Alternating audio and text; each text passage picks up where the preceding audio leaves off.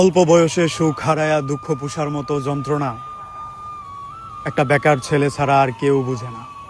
কেউ বুঝে না টাকা পয়সা ছাড়া একা একা বেঁচে থাকা কতটা কষ্টের।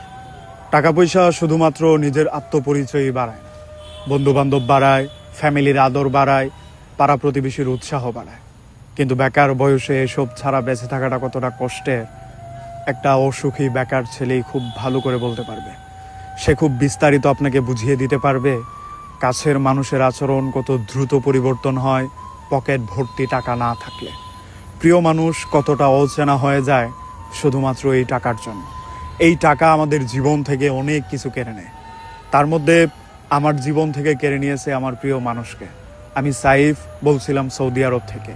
আমার প্রিয় মানুষের সাথে আমার পরিচয় বেশ লম্বা, কাহিনীটাও অনেক গভীর, কিন্তু এসবের কোনো কিছুকেই তোয়াক্কা না করে সে আমাকে